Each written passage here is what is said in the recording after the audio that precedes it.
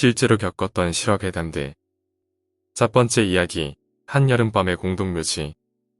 제 친구와 가족이 겪었던 실화입니다. 고등학교 1학년 여름, 제 친구는 가족들과 함께 여행을 가기로 했습니다. 그해 여름은 정말 비가 많이 왔었는데 당시에는 비가 그렇게 올지 몰랐기에 여행만 기다리는 나날이었다고 합니다. 그리고 떠나는 날 15인승 승합차에 삼촌이 운전하시고 이모와 조카들 그리고 친구의 가족이 타고 여행을 갔습니다. 그런데 한참을 달리고 있을 무렵 비가 쏟아지기 시작했고 너무나 비가 많이 쏟아져서 더 이상은 갈 수 없다는 생각에 승합차의 방향을 돌리셨습니다. 이미 집에서 한참을 달려왔기에 혹시라도 도로가 침수돼서 중간에 갇히는 게 아닌가라는 생각에 삼촌은 지름길인 산길을 택하셨고 어느새 날은 깊어 밤이 되었는데 지름길로 택한 산길은 비가 많이 내려 땅바닥으로부터 수증기가 올라와 마치 공포영화의 한 장면처럼 안개가 자욱했습니다. 비가 많이 내리는 상황에서 어두운 산길을 택한 건 실수였을까요? 아무리 가도 길은 나오지 않고 산속을 계속 빙빙 돌고 있는 것 같았습니다. 그런데 저 멀리서 누군가가 보였습니다. 엄청나게 쏟아지는 빗 속에서 소복을 입은 여자 2명이 뛰어오고 있었습니다. 승합차의 작게 열린 창문 틈으로는 그 여자들의 웃음소리인 듯한 소리가 새어 들어오고 있었고 삼촌께서는 무슨 생각이었는지 그 여자들이 지나갈 때 차를 세우고 집으로 돌아가는 길을 물었습니다. 사실 상식적으로 이해가 되지 않는 분위기의 여자들이었지만 그녀들은 친절하게 돌아가는 길을 설명해 주었습니다. 덧붙여 길이 험하니깐 조심하라는 당부까지 곁들어서 말이죠. 그리곤 삼촌은 여자들이 알려준 길로 한참을 달렸는데 1시간 정도를 달렸을까요? 도착한 곳은 도로가 아닌 공동묘지였습니다. 순간 가족들은 모두 얼어붙었고 이게 무슨 일인가 하곤 망연자실하게 되었습니다.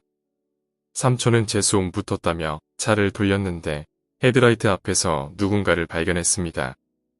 바로 아까 그녀들이었습니다. 그녀들은 삼촌께 길을 잘못 알려드렸기에 쫓아왔다고 말했다고 합니다. 1시간을 달려왔는데 말이죠.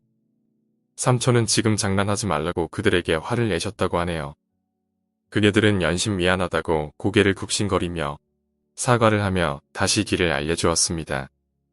그리고는 다시 1시간 정도를 달렸는데 도착한 곳은 또다시 공동묘지였습니다. 이윽고 조카들은 울기 시작했고 어른들도 두려움에 몸을 떨기 시작했습니다.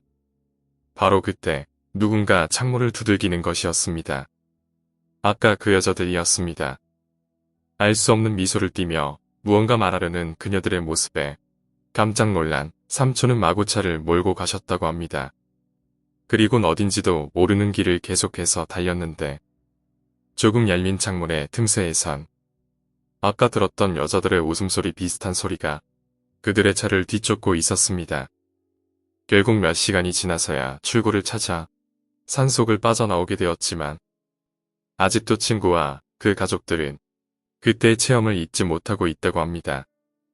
두 번째 이야기, 버려진 걸 주워오면 안 된다. 초등학교 때의 일로 기억됩니다. 퇴근길에 아버지가 예쁜 공구함 하나를 들고 들어오셨습니다. 아버지가 들고 오신 물건은 한눈에도 잘 마른 나무로 곱게 깎인 아주 모양 좋은 나무 공구함이었습니다. 평소에 남이 버린 물건을 주워 쓰는 걸 못마땅해 하시는 성격의 아버지셨지만 새것과도 같은 그 정갈한 모양새에 마음이 끌리셨던지 선뜻 길에 버려진 걸 주워 오신 겁니다. 집에 있던 때에 절은 공구함에 비해 색깔이고 결이고 나무랄 데 없는 그 작은 상자가 우리도 마음에 들어 동생과 나는 들여다보고 공구를 끌어다 넣어보며 한동안 쓰다듬고 놀았습니다. 그런데 밤에 그렇게 눈을 반짝이며 놀던 동생이 아침부터 식은땀을 흘리며 고열에 시달리기 시작한 겁니다. 병원에 데려가면 열을 내린 뒤 별말 없이 감기약 정도만 쥐어주고 보내고 집에 오면 또 고열에 시달리고 이틀을 그렇게 앓던 동생을 보던 엄마가 고개를 갸우뚱하며 아버지를 쳐다보셨습니다. 그때 엄마는 동생이 뜬금없이 아프기 시작한 날이 바로 아버지가 공구함을 들고 오신 날과 일치하고 있다는 생각을 하신 것이었습니다. 별로 미신을 믿는 편은 아니었지만 믿지는 기분으로 엄마와 아버지는 공구함을 앞마당으로 끌어내려 성냥을 그었습니다. 그때 저도 그리고 우리 집 검둥이도 모두들 그 장면을 지켜봤고 저는 지금도 가끔 그 장면을 떠올립니다. 공구함은 잘 마른 나무답게 불을 지핀 지 얼마 되지 않아 활활 타오르기 시작했습니다.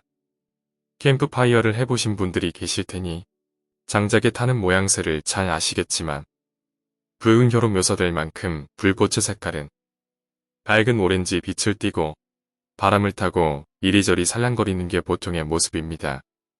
그러나 그 작은 나무 상자에서 나오는 불꽃은 지금까지도 본 적이 없는 묘한 모습이었습니다. 불꽃은 섬뜩가리만치 푸른 빛깔을 내며 2층 건물만큼의 높이로 치솟았고 칼 모양의 날카로운 모양으로 바람이 부는데도 전혀 불꽃의 미동이 없이 하늘로만 뾰족하게 치솟고 있었습니다. 게다가 짐승의 소리 같은 알 수 없는 비명음. 평소에 손했던 검둥이가 불꽃을 주시하며 제 뒤에 몸을 숨긴 채 미친 듯이 지저댄 것까지. 그리고 그 공구함을 태운 이후 모든 게 기괴했던 그 순간이 지나고 동생은 정말 거짓말처럼 말짱해졌습니다. 또한 그 일이 있은 후로 저는 길에 버려진 물건은 절대 줍지 않게 되었습니다. 물건뿐만 아니라 알 수 없는 그 무언가가 같이 따라오는 걸 원치 않으니까요. 세 번째 이야기, 떠도는 영혼들. 초등학생 때의 일입니다. 여름방학에 저는 할머니 댁을 다녀오고 있는 중이었습니다. 전집에 빨리 오고 싶은 마음에 버스터미널에 도착해선 택시 승강장에서 택시를 타려고 했습니다. 이윽고 택시가 도착해서 제가 타려는 순간 앞에서 새하얀 옷을 입은 젊은 어머니와 아들이 뛰어오면서 택시를 타려고 하는 것이었습니다. 하지만 저는 한시라도 집에 빨리 가고 싶은 마음에 재빨리 택시를 타고 출발했습니다. 조금은 미안한 마음이 들어 그 어머니와 아들을 뒷좌석에 바라봤는데 그 모자는 저를 원망하는 눈초리로 택시를 바라보고 있었습니다. 그리고 택시는 4차선에서 3차선으로 차선을 옮기며 속도를 높였고 저는 점점 멀어지는 그 모자에게 시선을 돌리고 길가의 사람들을 바라보고 있었습니다만 저 앞에 택시 승강장에 낯이 익은 사람이 보였습니다. 아까 택시 승강장에서 보았던 어머니와 아들이었습니다. 그 모자는 계속 택시를 세워달라며 손을 흔들고 있었는데 택시가 무시하고 지나치는 순간 손을 멈추면서 제가 탄 택시를 초점 없는 눈으로 계속 바라보는 것이었습니다. 어떻게 순식간에 따라올 수 있었지? 라며 궁금해하는 동안 어느새 택시는 2차선을 타고 질주하고 있었고 무심코 길가를 바라보았을 때 정말 등골이 오싹하며 놀라고 말았습니다. 아까의 그 어머니와 아들이 길가에서 저를 쳐다보고 있던 것입니다. 다행히도 그 모자는 더 이상 따라오지 않았고 저는 무사히 집에 도착할 수 있었습니다. 그리고 그 일을 잊고 살아가고 있었습니다. 그런데 몇 년 후 괴담집을 보던 중에 다시 그 일을 떠올리게 되었습니다. 그 책에는 제가 겪었던 일이 나와 있었습니다. 하얀 옷을 입은 어머니와 아들이 택시를 따라왔다는 이야기가 말입니다. 그들은 아직도 거리를 헤매고 있던 걸까요? 오늘 이야기는 여기까지입니다. 오늘 이야기가 재미있으셨다면 구독과 좋아요, 댓글 부탁드립니다. 댓글은 저에게 큰 힘이 됩니다. 감사합니다.